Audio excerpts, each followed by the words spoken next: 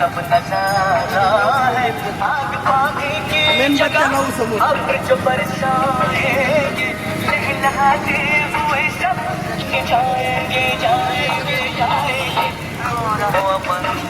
आज शहीद दिन साजरी होत आहे।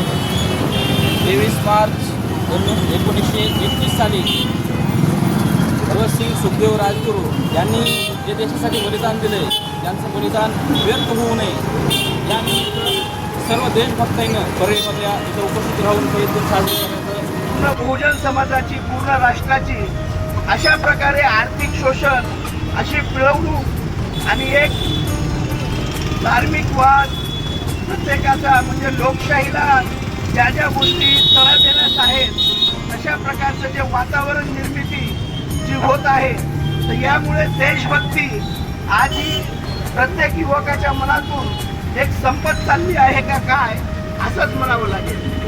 तरी मला हे एकच सांगणं आहे की 23 मार्च 1931 साली भगतसिंग राजगुरू आणि सुखदेव हे फासावर चढले, पण त्यांचं बलिदान व्यर्थ जाणार नाही अशी माझी अपेक्षा आहे। कारण बाहेर देशातील लोकांना हे माहीत नाही की जेव्हा जेव्हा या भारत देशावर पारतांत्रिक आक्रमण होणार झालं, तेव्हा भारताचे लेकरू भगतसिंग राजगुरू आणि सुखदेव म्हणून त्यांच्याशी लढायला तयार राहणार झालं, याचा मला ठाम विश्वास आहे। फक्त काही मोहीम जशी की आपली वैजनाथ मुक्ती मंडळ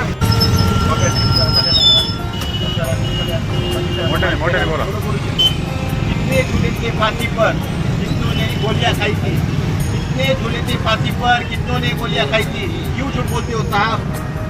चरखे से आजादी आई थी। आज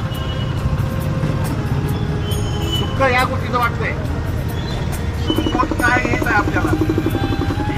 मेरे वतन के लोगों जरा आंख में भर लो पानी, शहीद हुए हैं उनकी जरा याद करो कुर्बानी।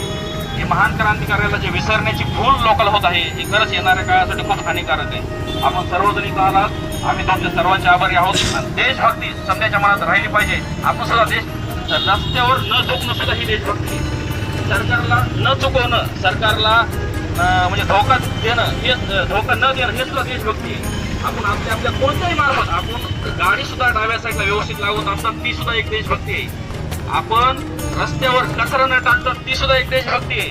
आपण माया बहिणीचा आदर करतात, सर्वांना आपल्या माया बहिणीसारखं मानतात, ती सुद्धा एक देशभक्ती आहे। आपण आपल्या गल्लीतले चौकामधले महापुरुषांची जयंती सुद्धा साजरी करतात, ती सुद्धा एक देशभक्ती आहे। आपण देवदेश धर्मासाठी काम करतात, ती सुद्धा एक देशभक्ती आहे। आपण प्रत्येक जणांमध्ये एक जणांमध्ये आपलं देशभक्तीचं रोप रावलं गेलंय, त्यासाठी महान भगतसिंग सुखदेव राजगुरू यांचा आपण आभार व्यक्त करतो।